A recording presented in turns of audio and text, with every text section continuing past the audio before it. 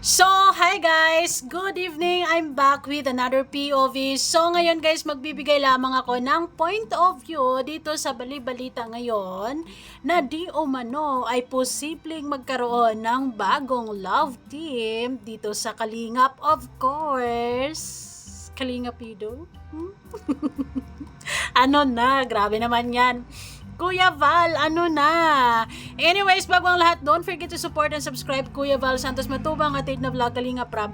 At sa lahat ng Team Kalingap, syempre guys, salamat sa support at pagmamahal nyo sa aming mga Kalingap reactors. So, isa to sa mga pinag-uusapan ngayon. Well, mostly ay kinoconsider lamang to ng mga fans, lalong-lalo na sa mga EDC fans, of course, na hindi pa naka-move on at hindi pa rin totally tanggap ang mga nangyayari because it's still fresh. We consider this as a joke.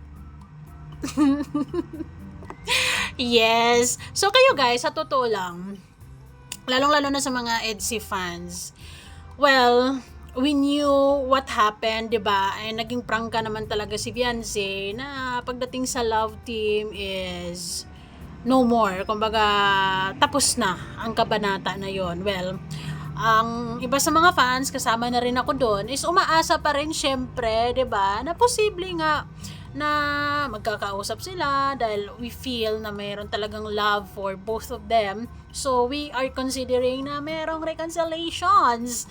How? So, posibleng pwedeng mangyari ang lahat ng yun sa Korea, mapag-usapan nila yung mga bagay-bagay. But anyways, kung ano man ang magiging decision nila, of course, irerespeto natin yan. So, sa mga fans dyan, are you guys considering or open kapag magkakaroon ulit ng bagong love team si Kalinga Pidong? Is this magiging viral din? Magiging masaya ba? May kilig factor ba? May chemistry ba? What do you think, guys? Anyways, depende na yan.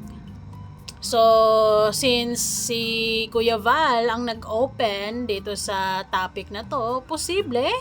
Yes, maybe. Abangan na lang natin. Pakinggan muna natin ang sinasabi niya para mas maintindihan natin how he came up with this idea. Yes. Ang another love team kay Rizal, di maganda. Mali natin, di ba? Mas gwapo pa kay Ruel. Agoy. Oo. Mas gwapo pa kay Ruel. Okay. Okay, Kuya Val. Di natin. Walang makapagsabi na yung may dumating dyan na ilag. Pero teka lang, ang pogi ni Kuya Val sa buhok niya talaga lately. Pamira yan. Di mo naman maganda kay Ruel. Mali mo sila magkatuluyan.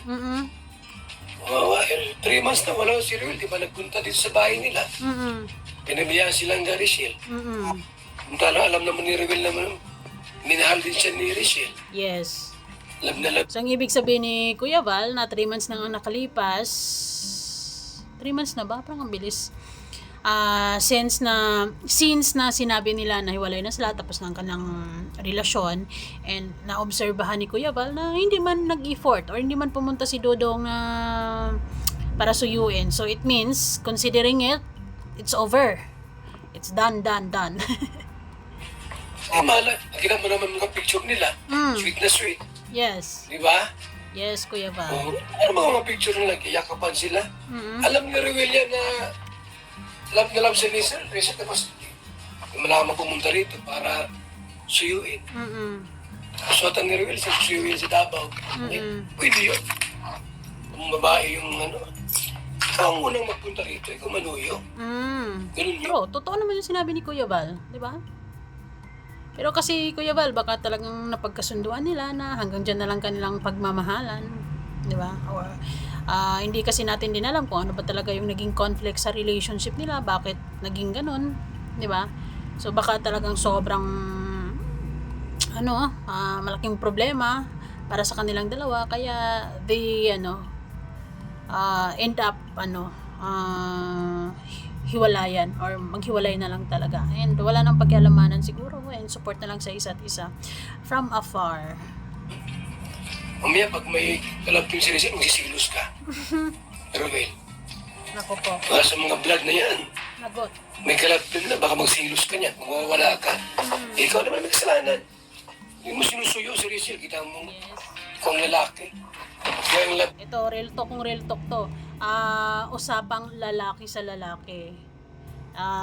Siguro nag-observe lang din talaga si Kuya Val. Bakit nga ba na walang panunuyong nangyayari? nalab niya si Rachel, papunta yan dyan. Pag hindi, wala yan. Wala pa kong love team yan. Yes, kasi kung mahal talaga niya si Langga Rachel, oo nga naman, ayun na nga. Pero syempre, hayaan na lang natin sila. Pero yun, tama ka naman din si Kuya Val, di ba? Lalong-lalo na sa mga Rochelle fans dyan. Yes, of course. Brad, ang pinsan mo, wala nang pag-asang bumalik kay Rachel. Buti pang hanapin mo ng kalab team yan. Para may vlog tayo. Ooh. Trending yan. Si Ido, ilab team mo. Agoy. Naku po, si Kalinga Ido. Ido and Rachel.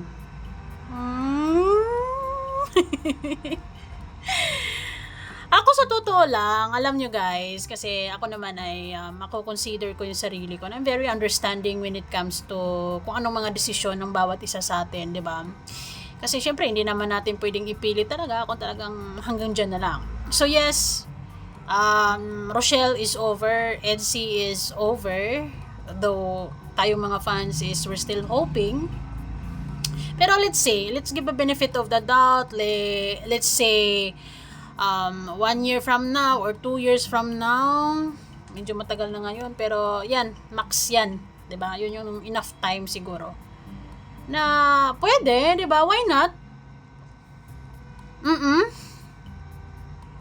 Ako, open ako na magkaroon ng love team ulit si Kalinga Pido because he's still 30 years old. He's still young. Although sinabi naman ni Kalinga Prab na enough na daw with love team si Kalinga Pido kasi nga gusto niya, asawa na lang daw ang hanapin ni Kalinga Pido. What if kung si Kalinga Pido ay hindi pa siya ready sa pag-aasawa na yan, di ba? Because he has still maraming mga plans to be considered, like financially stable pa, more pa, di ba? And yeah. Alam nyo naman, di ba, pagdating sa love team, iba talaga yung love team. Kapag usaping love team, lalo na pag sikat, lalo na pag tatangkilikin ng mga tao, lalo with Kalinga Prab, sa mga bawat episode saan. Though magulo, maingay, maraming issues, pero may money. Yes, with all the supporters and mga sponsors, lalong-lalo na sa mga napapasaya, sa mga mapapasaya mo, ay nako po. You know, if you know, you know. Diba? Ayaw na ni Jency kay Ido. Correct. Hindi. Ilang din mo si Ido kay Rachel. Ayaw na ni Ruel kay Rachel. Di si Ido na. Anong ba yung type? Anong maganda, Rachel? Syempre, kasi hindi naman pwedeng life must go on. Pero sa tamang time, maybe. Diba? Only God knows. Yes. Kuya Val talaga. Ang galing mag-isip, oh. Ay, naku po. Ido. Naku, sinasabi. Ako ng pangalan. Kaya anong pwedeng ipangalan? Ido. Nagawa na nga. Ido. Ido. Ido ha? Oo. Ido, Rachel. Rachel. Ayaw lang ni Nancy kay Ido. Tama? Ayaw ni Nancy. Yes, Galit. Kuya Val. Ayaw na ni Ruel kay Rachel. O sino naiwan? Si Ido. Ay, si Umiiyak. Ido. Umiyak si Ido. Umiyak si Rachel. Yes. Siya na mag-partner. Masaya. Edgel? Edgel. Edgel. Edgel. Oh. Edgel. Brilliant idea, Kuya Val. Ido. Rachel.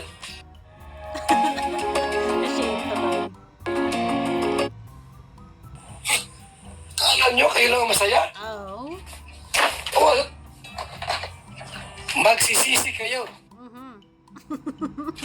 Yan ang bagong love team natin. Yes. Ido, Rachel. Ano? Huh? Edgel. Tira yan, malakas yan. Alam nyo, Well, parehas na ano yan eh. Parehas na may mga ano na eh. May mga community na talagang malalakas na. So talagang posible, 'di ba? Yung ano na lang, chemistry test na lang.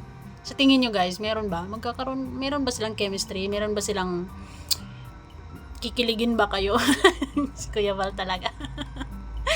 Well, naging honest lang naman si Kuya Val, 'di ba? Because hindi naman natin pwede ipilit talaga yung mga bagay-bagay na hindi na talaga pwede. So, might as well ay tanggapin na lang natin and just move on and accept, 'di ba?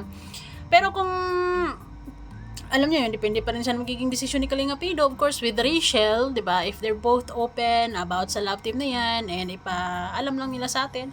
Well, wala namang siguro naman dahil tumatanda na tayo sa what we call love team, wala namang sapilitan yan.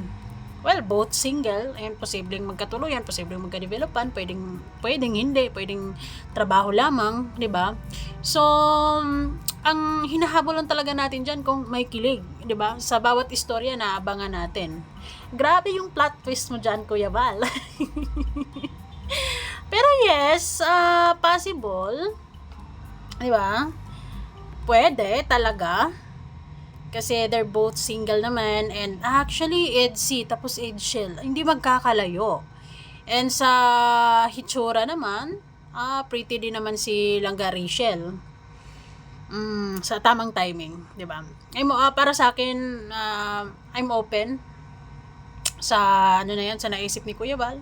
Siguro darating yung time, if it's the right time, if it's 'di ba? Oh, why not? Try. Pambihira. Anyways, we're still like working kung anong magagawa ng ni Kalinga Prab sa EDSI. We're hoping na makapag-uusap sila ng masinsinan doon, 'di ba? Although wala namang sapilitan din talaga. If they feel like to talk, like heart to heart talk talaga, pag-usapan ko namang mga hindi pagkakunawaan and if ever na kung ano man, 'di ba? Possible. Kasi ang lakas-lakas ng EDSI, 'di ba? Bitin tayo sa lahat ng mga nangyayari, no? Nasa pa tayo, nasa climax pa tayo. So, tas naputol. So, yes, lahat tayo bitin. Nagbibiro lamang po si Kuya Val, posibleng magiging totoo sa tamang panahon. Sa ngayon ay we consider it joke. Although wag kayong mapikon, 'di ba? Yung mga sinasabi ni Kuya Val, posible naman kasing totohanan or make it just lang. Naisip lang niya, 'di ba? So wala namang bawal diyan kasi parehas naman na sila single ngayon. So ayun lamang guys, salamat sa inyong lahat. Sa tingin niyo, meron bang kilig? Posible ba? 'Di ba? Imagine niyo. Thank you guys. Bye. From Rochelle to Edshel. Bala na nga si Lord, 'di ba? Basta tayo naman ay mga alipin lamang sa kilig. Kung merong chemistry na mararamdaman natin, tuloy ang buhay. Thank you guys so much. Babush.